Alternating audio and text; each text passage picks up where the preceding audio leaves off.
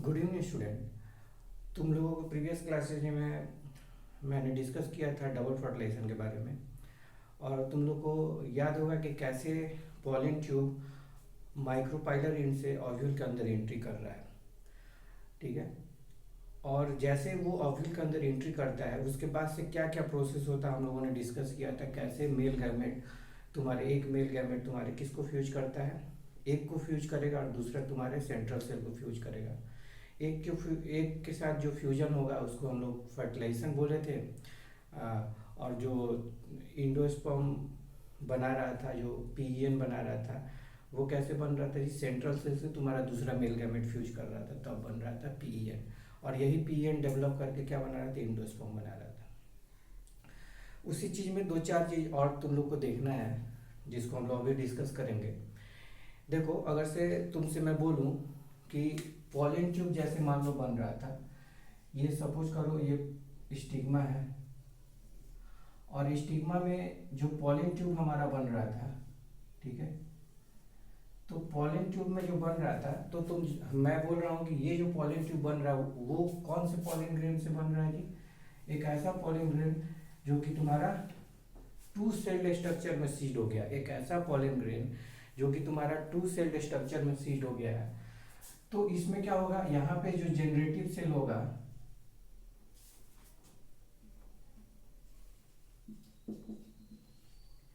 Generative cell क्या करता था, डिवीजन करके दो मेल गैमेट बना रहा था। अब तुम लोग से कभी क्वेश्चन ऐसा भी पूछ सकता है। अब देखो, जैसे ये पॉलिन ग्रेन हैप्लॉइड है तो जनरेटिव सेल में कैसा डिवीजन होगा कि दो मेल गैमेट बनेगा। ठीक है, कैसा मेल गैमेट बनेगा, मतलब इसमें कौन सा डिवीजन होगा कि दो मेल गैमेट बनेंगे। मान लो ये एक मेल गैमेट हो गया, दूसरा मेल गैमेट हो गया, तो इस जनरेटिव सेल में कभी भी माइटोटिक डिवीजन होगा। ठीक है, माइटोसिस होगा। ठीक है, इसका मतलब कि मियोसिस फर्दर नहीं होने वाला है। मियोसिस मियोसिस का रिजल्ट ही तो पॉलन ग्रेन है, मतलब मियोसिस होने के बाद ही ना पॉलन ग्रेन बनता है। तो दोबारा इसमें मियोसिस नहीं होगा, माइटोसिस होगा। मतलब जेनेटिव से माइटोटिकली डिवीजन करके दो गैमेट मेल गैमेट बनाएंगे, ये याद रखना है।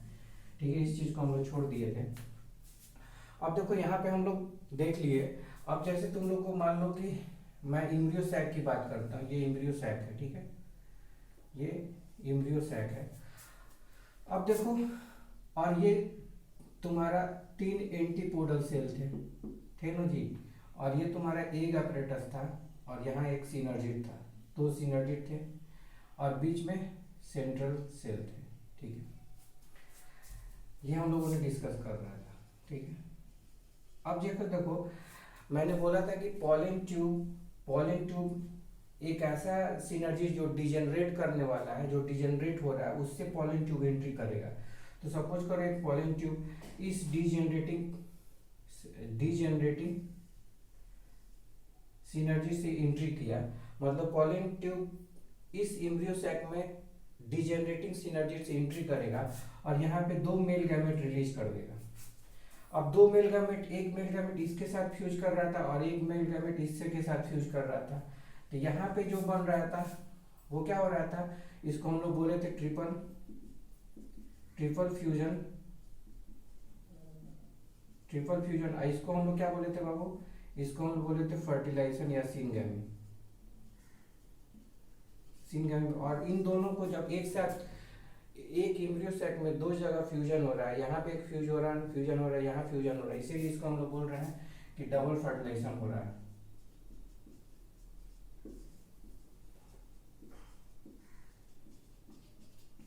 हम लोग देख लिए थे डबल फर्टिलाइजेशन हो रहा है। ठीक है, ये हम लोग चर्चा किए थे। तो यहाँ पे थोड़ा सा और इलोबरेट मैं करना चाह रहा हूँ। जैसे ये पीईएन बन गया और यहाँ पे तुम्हारा सिनगैमी के बाद सिनगैमी का रिजल्ट क्या होगा जी, सिनगैमी का रिजल्ट क्या होगा, जाइगोट बनेगा। और ये जाइगोट डेवलप कर जाएगा किस में, एम्ब्रियो में डेवलप कर जाएगा, ये हम लोग देखे थे। और ट्रिपल फ्यूजन का रिजल्ट क्या होगा, पीईएन बनेगा, प्राइमरी इंडोस्पर्म न्यूक्लियस, और यही पीईएन इंडोस्पर्म में डेवलप कर जाता है,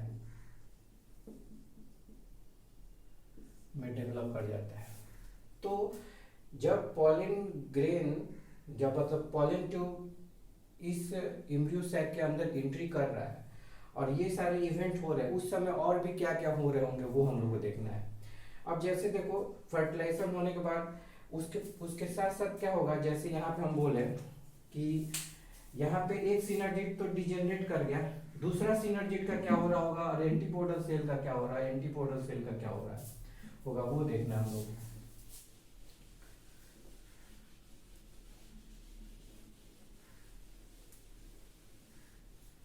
तो ये देखो, हम जब यहाँ पे चर्चा कर रहे हैं तो देखो यहाँ पे देखो, जैसे तुम्हारा एक मेल गैमेट एक को फ्यूज करेगा तो ये क्या बना जाएगा, जाइगोट बनेगा।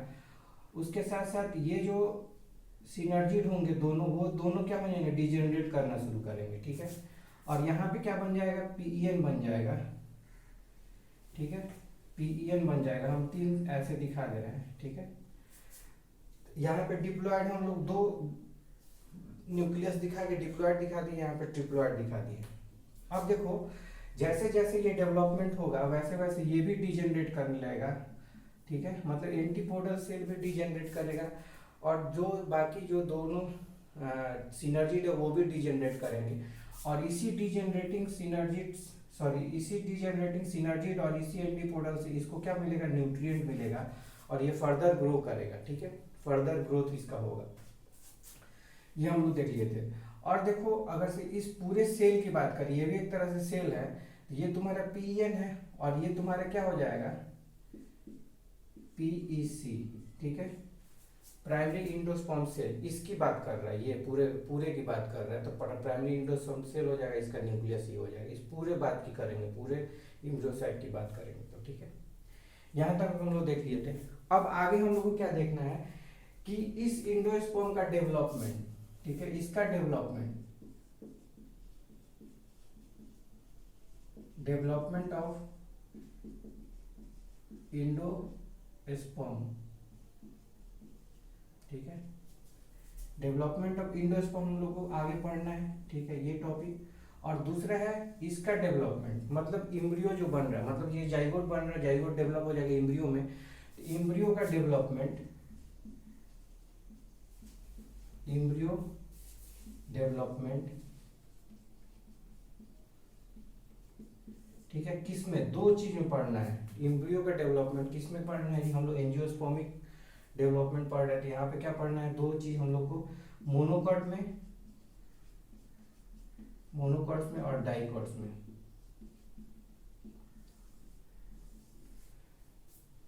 मतलब हम लोग यहाँ तक पढ़ लिए थे, हम लोग को दो टॉपिक और पढ़ना है, क्या है, डेवलपमेंट ऑफ इंडोस्पर्म और दूसरा है development of embryo in dicot और मोनोकॉट। ये हम लोग को आगे डिस्कस करना है। उसके पहले एक और टॉपिक है जो हम लोग डिस्कस करेंगे।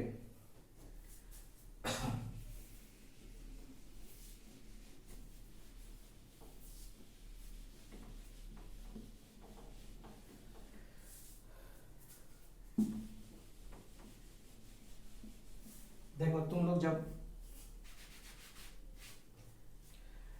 लोग तो देख लिए यहाँ पे कि हम लोग क्या कर रहे हैं, जो भी फर्टिलाइजेशन हो रहा है ये हम लोग एक तरह से देख सकते हैं, ये नेचुरली हम लोग कर रहे हैं, आर्टिफिशियल यहाँ फर्टिलाइजेशन नहीं हो रहा है। अभी तक जितना हम लोग पढ़ रहे हैं वो सारा नेचुरल फर्टिलाइजेशन देख रहे हैं। कहने का मतलब ये है कि तुम्हारे स्टिग्मा पे पॉलन ग्रेन का लैंडिंग हो रहा है और ये सारा नेचुरली हो रहा है।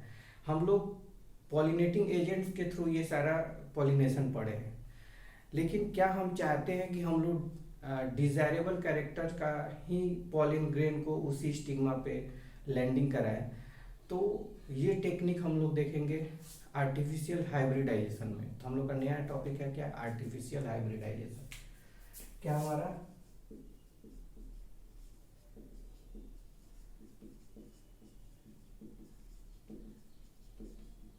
आर्टिफिशियल हाइब्रिडाइजेशन, जो हम लोग को नेक्स्ट टॉपिक हम लोग को पढ़ना है वो आर्टिफिशियल हाइब्रिडाइजेशन है।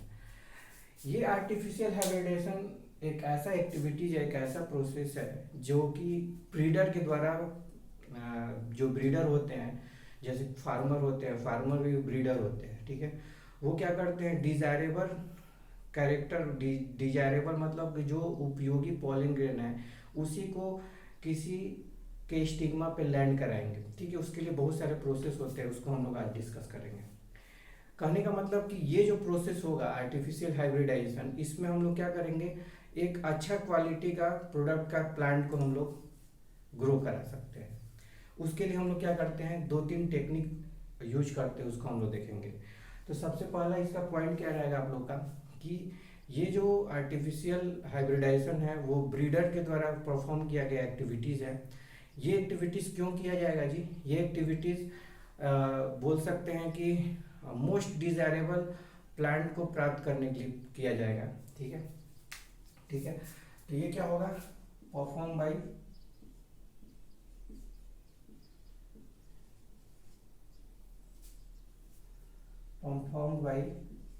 ब्रीडर्स। ठीक है, किसके लिए, ये टू ऑब्टेन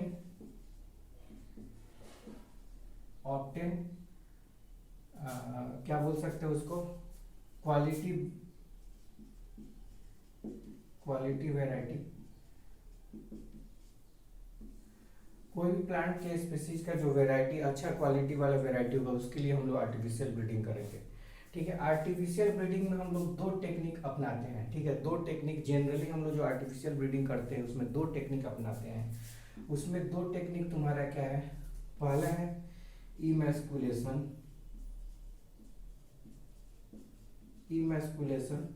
और दूसरा है बैगिंग। ठीक है, तुम लोग थोड़ा सा गांव में विजिट करोगे ना, जब गांव में विजिट करो, गांव में जाके देखोगे तो ये सारा टेक्निक तुमको दिखेगा। सबसे अच्छा टेक्निक, ये टेक्निक तुम लोग देखोगे जो हम लोग मैरीगोल्ड का फ्लावर होता है उसमें देखते हो, गांव में जाने के बाद क्या क्या करते हैं, उसको ऊपर से कपड़े से ढके रहते हैं। वही टेक्निक है, यहाँ पे देखा जाएगा कैसे वो करते हैं। जैसे देखो कि हम लोग इमैस्कुलेशन एक ऐसा प्रोसेस है, इसमें हम लोग क्या करते हैं, रिमूवल ऑफ स्टेमन, इसको हम लोग क्या बोल सकते हैं, रिमूवल ऑफ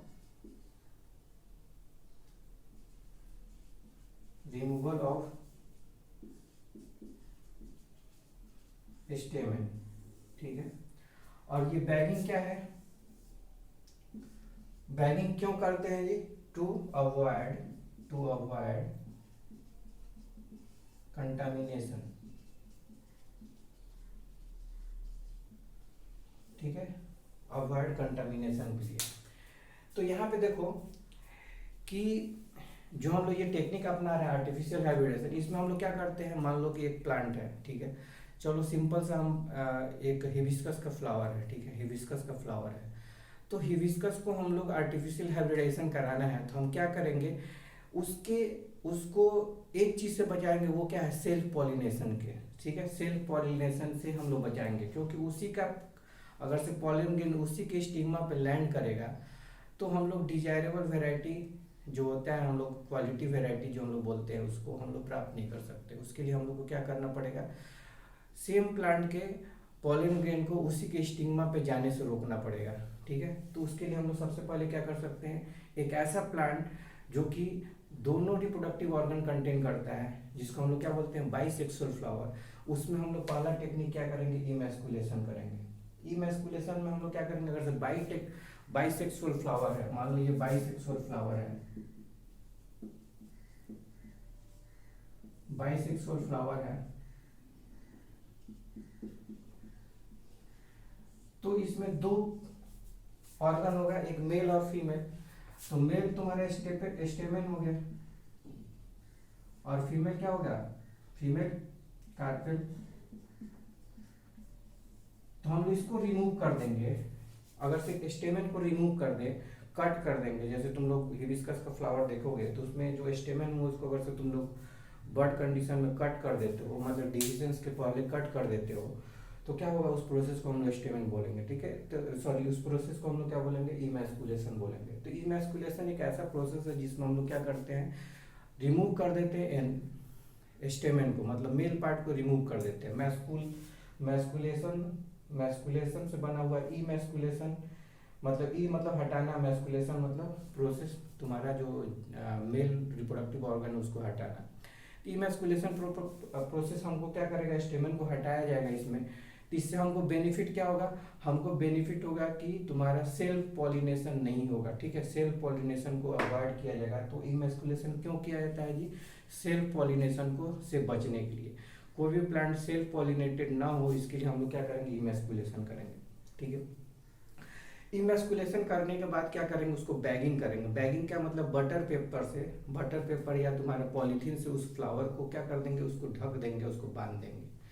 क्यों बांधेंगे, क्यों ढकेंगे, कि दूसरा कोई पॉलन ग्रेन उस पर ना आ जाए, ठीक है। जब तक वो प्लांट मैच्योर, जो फ्लावर होता है वो मैच्योर नहीं होता है, तब तक हम उसको कंटामिनेशन से बचाने के लिए क्या करेंगे, उसको बैग कर देंगे, उसको क्या करेंगे, कपड़े से ढक देंगे। मान लो एक फ्लावर है ये, ठीक है,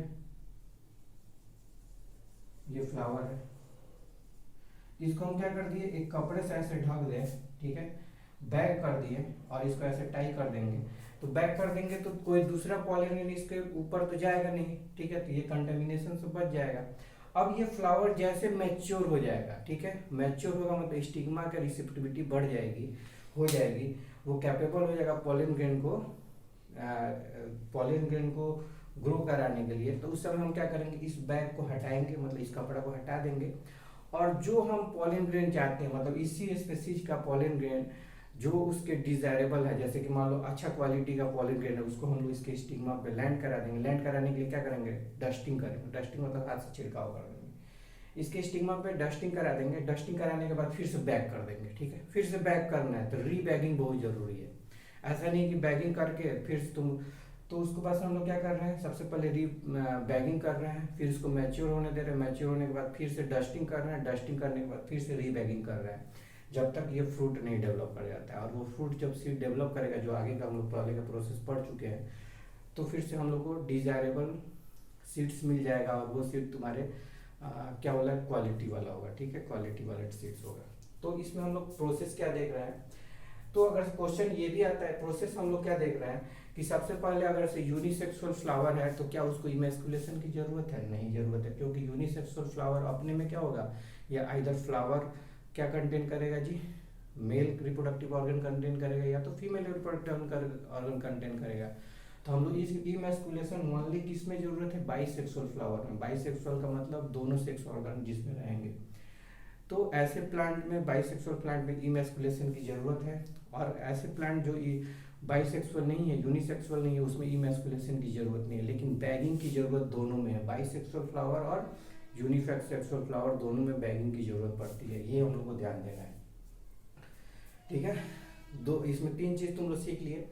इस टॉपिक में हम लोग आर्टिफिशियल हाइब्रिडेशन में हम लोग क्या सीखे हैं, तीन चीज, कि हम लोग इस आर्टिफिशियल हाइब्रिडेशन से हम लोग क्या चीज सीख रहे हैं जी, पहला चीज सीख रहे हैं कि ये ब्रीडर के द्वारा परफॉर्म किया गया एक्टिविटी है, जिसके थ्रू वो क्या करते हैं, सुपेरियर वेराइटी, मतलब क्वालिटी वेराइटी या सुपेरियर वेराइटी को के प्लांट को प्राप्त करते हैं। उसके लिए वो टेक्निक अपनाते हैं। वो पहला टेक्निक क्या है, तुम्हारा इमैस्कुलेशन करना। अगर से तुम्हारे बाइसेक्सुअल फ्लावर है तो उसको इमैस्कुलेट करेंगे, मतलब उसके एंथर को हटा दिया जाएगा, उसके बाद उसको बैग कर दिया जाएगा पॉलीथीन से या बटर पेपर से बैग कर दिया जाएगा, कि दूसरा पॉलन ग्रेन उस पर लैंड ना कर पाए, ठीक है। अब जब वो प्लांट जो फ्लावर मैच्योर हो जाएगा, ठीक है, तो हम लोग क्या करेंगे, डिजायरेबल पॉलन ग्रेन को डस्टिंग कर देंगे, और डस्टिंग करने के बाद फिर से रीबैगिंग करेंगे। रीबैगिंग करने के बाद वो प्लांट क्या हो जाएगा, फर्टिलाइजेशन, जो सिंगेमी जो हम लोग बताया, ट्रिपल फर्टिलाइजेशन वगैरह सारा कुछ होगा।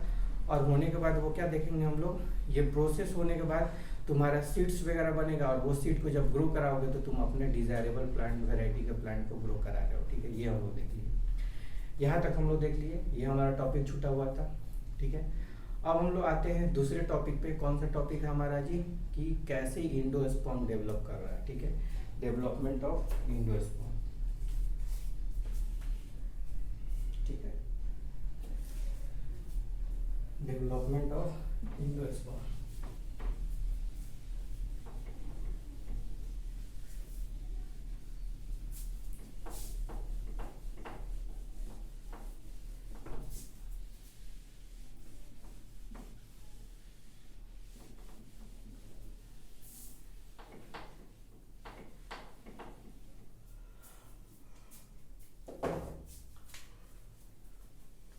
सबसे पहले इंडोस्पर्म जान लो क्या होता है।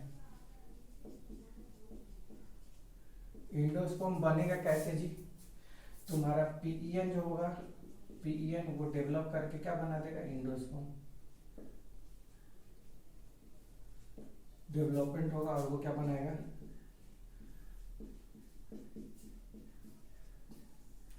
इंडोस्पर्म बना देगा। ठीक है, इंडोस्पर्म आखिर है क्या? अगर से हम बोले ये क्या है इंडोस्पर्म? ठीक है, एक तरह से एक ऐसा टिश्यू है, ठीक है, एक ऐसा टिश्यू है, हम लोग बोल सकते हैं फूड, जहाँ ऐसा टिश्यू है जो कि न्यूट्रिएंट प्रोवाइड करेगा। ठीक है, तो इसको हम लोग रिजर्व फूड बोल सकते हैं। और ये रिजर्व फूड क्या होगा, या हम लोग इसको बोल सकते हैं रिजर्व फूड है जो कि प्रोवाइड क्या करेगा? फूड प्रोवाइड करेगा। ऐसे भी बोल सकते हैं प्रोवाइड फूड फॉर, किसके लिए जी? दो चीज के लिए। किसके लिए?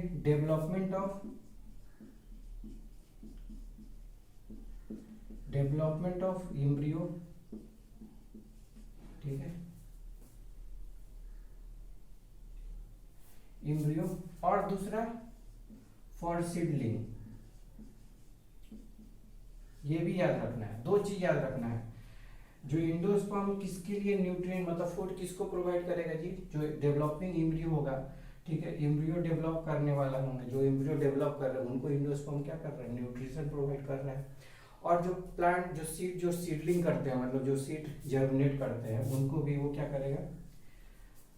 तुम्हारे इंडोस्पर्म क्या करेगा जी? फूड प्रोवाइड करेगा, न्यूट्रिशन देगा। ठीक है, तो इसके आधार पर हम लोग देख सकते हैं इंडोस्पर्म का तुम्हारा टाइप देखेंगे। अगर से हम लोग इंडोस्पर्म का टाइप देखेंगे, इसमें जो रिजर्व फूड होगा ना जी, इंडोस्पर्म में जो रिजर्व फूड होगा वो स्टार्च के फॉर्म में होगा, स्टार्च के फॉर्म में रिजर्व फूड होगा। ठीक है, अब देखो इंडोस्पर्म की टाइप की बात करेंगे ना, तो तुमको तीन तरह का इंडोस्पर्म देखना है। ठीक है, तीन तरह का इंडोस्पर्म तुम लोग देखोगे, जो अभी हम लोग चर्चा करेंगे। तीन तरह के इंडोस्पर्म है। पहला इंडोस्पर्म न्यूक्लियर इंडोस्पर्म होगा,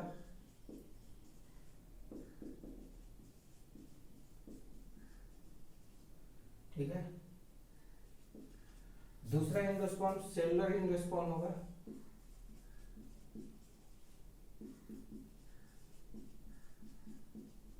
और तीसरा इंडोस्पर्म क्या होगा जी?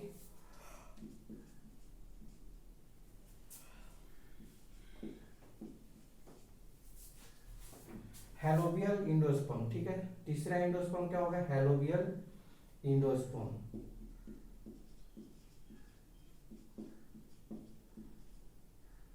ये हम लोग तीनों चीज की चर्चा भी करेंगे। ठीक है,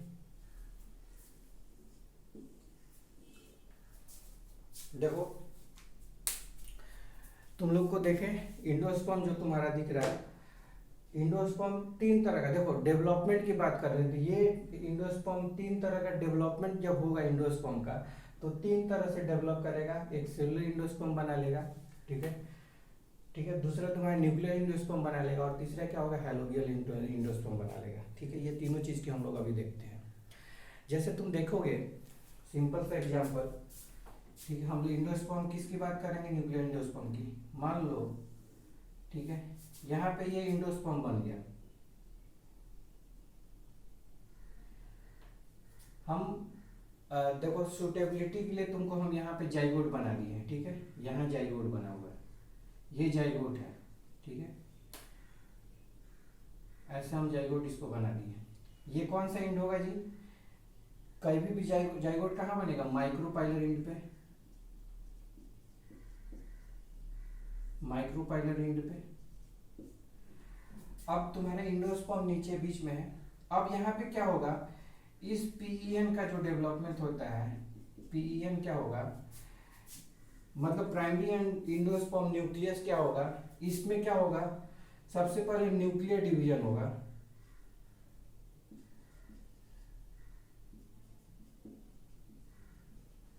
न्यूक्लियर डिवीजन होगा। ठीक है, न्यूक्लियर डिवीजन का मतलब काइरोकाइनेसिस होगा। और न्यूक्लियर डिवीजन होने के बाद यहाँ पे फ्री इंडोस्पर्म न्यूक्लियस बनेगा, free Indo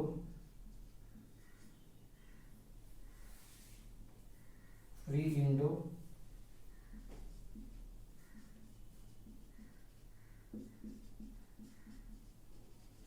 free endosperm nucleus बनेंगे, ठीक है। न्यूक्लियस नहीं, न्यूक्लियाई यहाँ पे बन जाएंगे।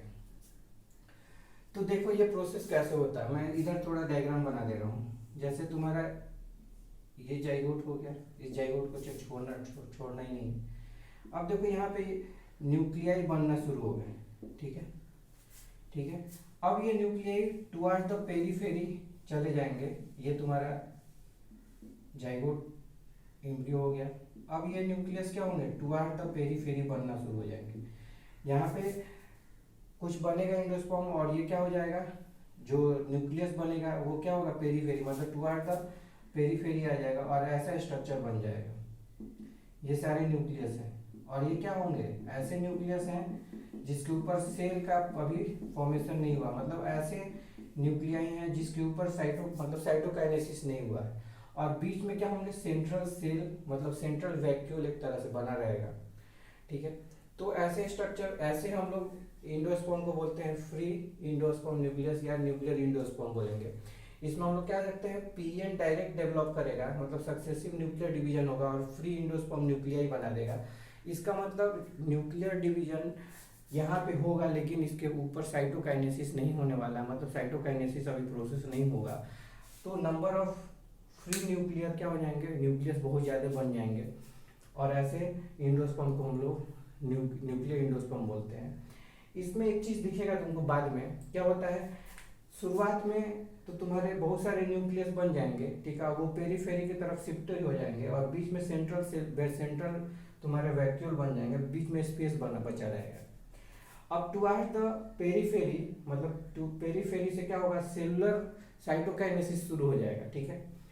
साइटोकाइनेसिस शुरू हो जाएगा, इसका मतलब ऐसे क्या होगा, इधर सेलुलर इंडोस्पर्म बनना शुरू हो जाएंगे और बीच में क्या हो जाएगा, तुम्हारे न्यूक्लियर इंडोस्पर्म। मतलब हम लोग क्या बोल रहे हैं कि जब न्यूक्लियस का डिवीजन होता है, सबसे पहले तुम लोग डिवीजन जानते हो, तो सबसे पहले न्यूक्लियस डिवाइड करके क्या बनाएगा जी, दो न्यूक्लियस बनाएगा, उसके बाद साइटोप्लाज्मिक डिवीजन होता है। तो यहाँ पे साइटोप्लाज्मिक डिवीजन नहीं होगा, तो यहाँ पे क्या नहीं होगा जी, इसमें कैरियोकाइनेसिस तो होगा लेकिन साइटोकाइनेसिस डिलेड हो जाएगा। साइटोकाइनेसिस क्या हो जाता है, नहीं के बराबर होता है शुरुआत में, ठीक है। तो इसका तुम लोग देखोगे, इसका एग्जाम्पल देखोगे कि मेज हो गया, शुगर केन हो जाएगा, ठीक है, राइस हो जाएगा, ये सारे एग्जाम्पल हो जाएंगे न्यूक्लियर इंडोस्पर्म का, ठीक है। अब सेलुलर इंडोस्पर्म में क्या होता है, सेलुलर इंडोस्पर्म में तुम्हारा क्या होगा, इसमें देखो सेलुलर इंडोस्पर्म में शुरुआत में क्या होगा कि ये जैसे इसके अंदर भी सबसे पहले क्या होगा, न्यूक्लियस का डिवीजन होगा, मतलब पीएन डिवाइड करके क्या बनाएगा जी,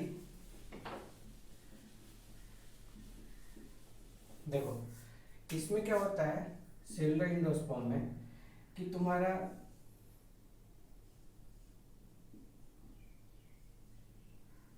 ये तुम्हारा क्या है, एम्ब्रियो है, एम्ब्रियो को नहीं छोड़ना है, ठीक है, हमेशा एम्ब्रियो को लेके चलना है।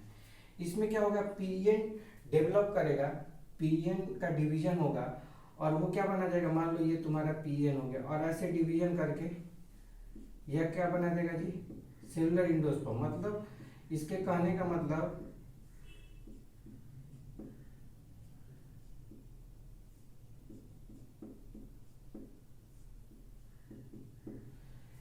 मेरे कहने का मतलब कि पीईएन इसमें क्या होगा, पीईएन डायरेक्ट क्या बना देता है, सेलुलर इंडोस्पर्म।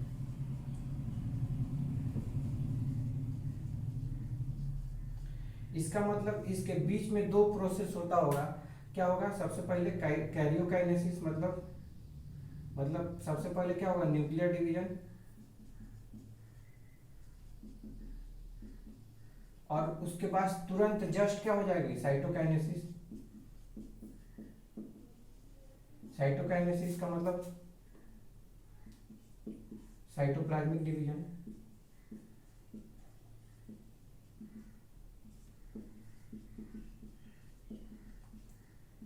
बोलने का मतलब ये हुआ कि जो सेलुलर एंडोस्पर्म होंगे उसमें क्या होगा, शुरुआत ही में क्या होगा, पीएन डेवलप करेगा।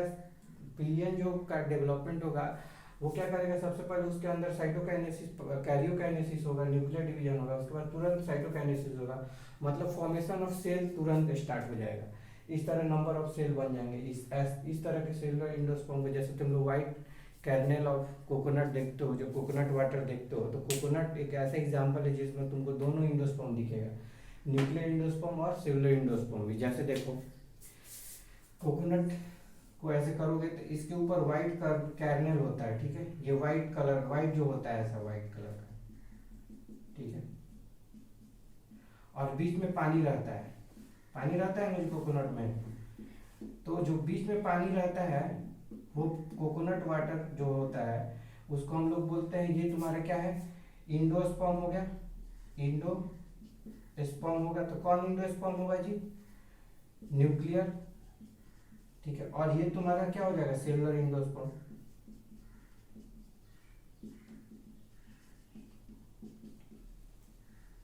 ठीक है, कहने का मतलब है कि जैसे अभी तुम लोग को इसमें न्यूक्लियर इंडोस्पर्म बताया था कि टुवर्ड द पेरीफेरी क्या होगा, साइटोकाइनेसिस शुरू हो जाएगा। तो देख रहा हूँ यहाँ पे साइटोकाइनेसिस टुवर्ड द पेरीफेरी से स्टार्ट होकर और सेंटर की तरफ जाएगा। तो देखते हो कुछ कुछ नारियल में तुमको पानी मिलता है, किसी किसी नारियल में नहीं मिलता है। और तुम लोग कभी कभी नारियल जो छठ वगैरह में तुम लोग देखते हो तो नारियल आता है, तो देखते हो कि नारियल को फोड़ते हो तो उसका जो ये जो व्हाइट कैरनेल है वो खत्म हो गया रहता है, एकदम सड़ा हुआ रहता है, और उसके बीच में एक बड़ा सा अंडा बन जाता है, बना रहता है, और वही अंडा तुम्हारा क्या है जी, यही तुम्हारे एम्ब्रियो है जो डेवलप कर गया थोड़ा सा बड़ा। जैसे जैसे वो अंडा बड़ा होगा, मतलब वो एम्ब्रियो जैसे जैसे बड़ा होगा वैसे वैसे तुम्हारे पानी खत्म होना शुरू होगा, क्योंकि वो क्या है, वाटर है। वाटर जो है तुम्हारा सेलुलर न्यूक्लियर इंडोस्पर्म है, वो क्या हो जाएगा, कंज्यूम हो जाएगा डेवलपिंग एम्ब्रियो के साथ साथ। अब वाटर खत्म हो गया तब वहाँ से उसके बाद से उसको कहाँ से न्यूट्रिएंट मिलेगा जी, ये जो सेलुलर इंडोस्पर्म है वो अब क्या करेगा, उसको न्यूट्रिशन प्रोवाइड करेगा, धीरे धीरे वो भी कंज्यूम कर लिया जाएगा। और क्या होगा, जब थोड़ा सा इसके ऊपर देखोगे कुछ जम गया है, ऐसे ऐसे जम गया होगा, तो जैसे ही इसका मतलब एम्ब्रियो जब ग्रो करके जर्मिनेट करेगा सीड, तो तुम्हारा देखोगे कि ये पूरा क्या हो जाएगा, व्हाइट वाला खत्म हो जाता होगा। तुम लोग विजिट करना, देखना कभी। तो इस तरह हम लोग देख लिए कि न्यूक्लियर इंडोस्पर्म क्या होता है, सेलुलर इंडोस्पर्म का एक होता है हेलोबियल इंडोस्पर्म, उसको हम लोग देख लेते हैं थोड़ा सा। आज का लास्ट टॉपिक है हेलोबियल इंडोस्पर्म हम देखेंगे।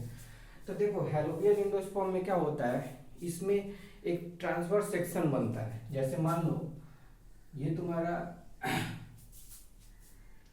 क्या है जी, एम्ब्रियो सैक है, और तुम्हारा ये क्या है, एम्ब्रियो है। अब देखो हेलोबियल इंडोस्पर्म में क्या होगा, हेलोबियल इंडोस्पर्म में दो तरह का डिवीजन होगा, मतलब दो तरह का न्यूक्लियर डिवीजन होगा। मतलब इसमें हम लोग देख सकते हैं एक ट्रांसवर्स सेक्शन बनेगा, और इधर का जो सेलुलर इंडोस्पर्म बनेंगे, इधर भी सेलुलर इंडोस्पर्म बनेंगे, इधर भी सेलुलर इंडोस्पर्म बनेंगे, ठीक है।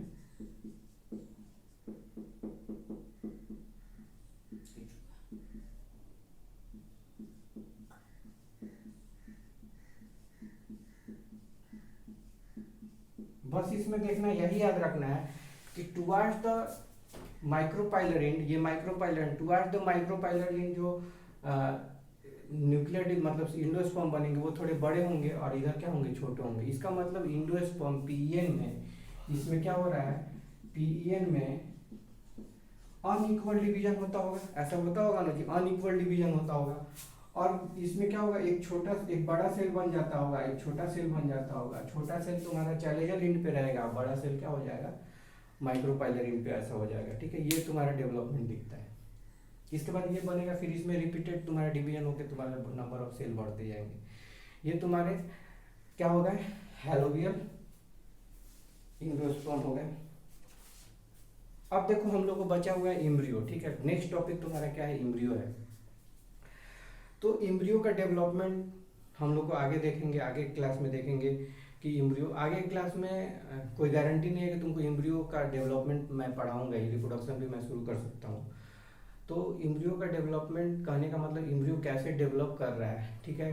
कॉटिलीडन कैसे बनेगा, डाइकोटिलीडन कैसे होंगे, मोनोकोटिलीडन का फॉर्मेशन कैसे होता है, ठीक है। सीड कैसे बनते हैं, कौन कौन से सीड होते हैं, वो चर्चा हम लोग आगे क्लास में करेंगे तो ठीक है, नहीं तो फिर हम नेक्स्ट चैप्टर पढ़ेंगे। इंस्टीट्यूट आपका खुलेगा तो हम लोग सीड पढ़ाई करेंगे, ठीक है। तो आज के लिए यहीं पे तुम लोग को क्लास ओवर करते हैं। जितना अभी तक पढ़ा दिए उतना का शॉर्ट नोट बना लो, ठीक है।